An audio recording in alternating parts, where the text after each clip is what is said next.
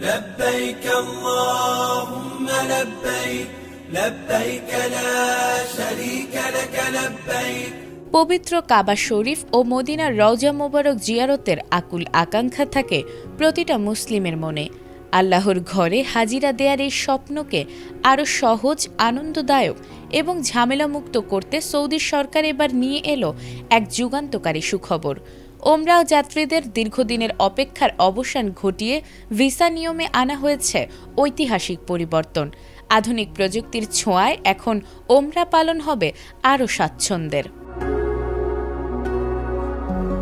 Saudi press এজেন্সির বরাতে জানা গেছে, সৌদি সরকারের ভিশন 2030 এবং পিলগ্রিম এক্সপেরিয়েন্স প্রোগ্রামের আওতায় এই নতুন মাল্টিপল এন্ট্রি ওমরা ভিসা চালু করা হয়েছে। এই ভিসার সবচেয়ে বড় সুবিধা হলো এর মেয়াদ থাকবে পুরো 1 বছর।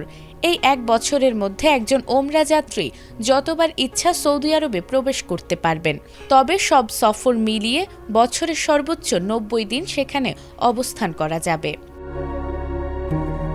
বসুন্ধরা টিস্যু, অশুদ্ধতার বিরুদ্ধে এক বিন্দুও ছাড় নয়। নতুন এই নিয়মে প্রতিবার সৌদি আরব ছাড়ার পর ভিসাটি স্বয়ংক্রিয়ভাবে নিষ্ক্রিয় হয়ে যাবে। পরবর্তী সফরের আগে নুসুক অ্যাপ থেকে নতুন ওমরা প্যাকেজ ও পারমিট নিলে এটি আবার সক্রিয় হবে। তবে মনে রাখতে হবে, পবিত্র হজের সময় অর্থাৎ আরবি 1 জিলকদ থেকে 13 জিলহজ পর্যন্ত এই ভিসা সম্পূর্ণ কার্যকর বা সচল থাকবে না। আবেদন প্রক্রিয়াটি সম্পূর্ণ ডিজিটাল। আগ্রহীদের প্রথমে অফিসিয়াল KSA ভিসা প্ল্যাটফর্ম বা নুসুক অ্যাপে পাসপোর্ট ও ব্যক্তিগত তথ্য দিয়ে আবেদন করতে হবে। ভিসাটির মূল সরকারি ফি প্রায় 300 সৌদি রিয়াল বা $80। এর সাথে ডিজিটাল সার্ভিস চার্জ ও মেডিকেল ইন্স্যুরেন্স যুক্ত হবে। এছাড়া বাংলাদেশিদের জন্য প্রতিদিনের জন্য 20 রিয়ালের বাধ্যতামূলক নুসুক মিল ভাউচার যুক্ত হচ্ছে।